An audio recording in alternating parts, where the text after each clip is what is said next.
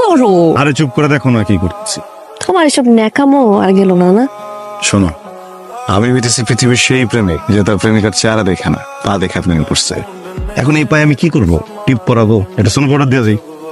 হ্যাঁ, লিপস্টিক করে দিব? এটা তো বুঝতেছি না। চুপ করো। একটা সময় ছিল যখনকার মানুষেরা সম্পদ আর প্রাচুর্যের প্রতীক ভাবতো আলতারে। তখন যখন নতুন বউ বাড়িতে আনতো, পায়ে আলতা দিয়ে তারপর বাড়িতে ঢুকাইতো।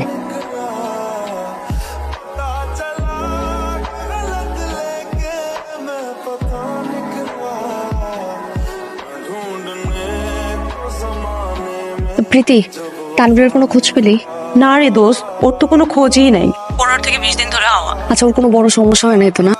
তুই একটু খোঁজ নে না প্লিজ, একটু কিছু কর। দেখ, তুই জানিস আমি এই সময় দেশে ঢুকতে পারবো না, আমি মাত্র আসছি, আমি এখন যেতে পারবো না। আমি ওকে পাইতেছি না।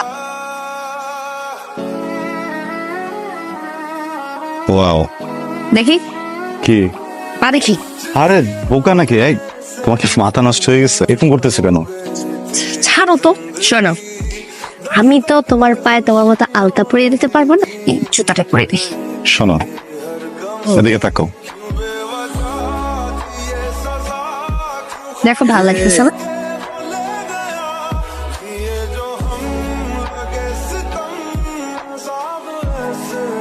আরে যে তুই কোথায় ছিলি? কমিটমেন্টের কোনো ঠিক নাই? কি বলছিলি? কি বলে আমাকে পাঠাইছিলি? এরপর তোর কোনো খবর নেই? একটু শান্ত হও। কোথায় ছিল এতদিন? কি করতেছিলা? আর একটু টেনশনে ছিলাম ক্যারিয়ারটা নিয়ে।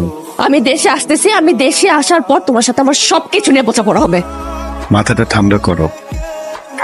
দেশের সময় মাথা ঠান্ডা করে আসতে চাইছিলাম তানভীর, কিন্তু এই 9টা মাস আমার উপর দিয়ে কি গেছে শুধু আমি জানি। তোমার আর কিছু জানতে হবে না, যা হিসাব নিকাশ আমি নিচ্ছি। তোমার মনে আছে তুমি একবার ফুল নিয়ে কি ঢংটাই করেছিলে? আপা আপা তানভীর ভাইকে আলাদা মেরে ফেলে রাখছে। কি? কোথায়? মাঠে।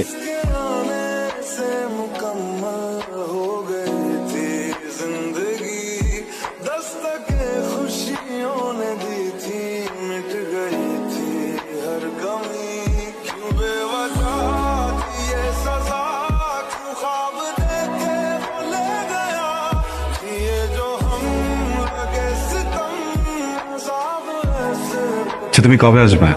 সেটা তোমার না জানাই থাকো। তানভীর, তুমি কি আগের বাসাতেই আছো?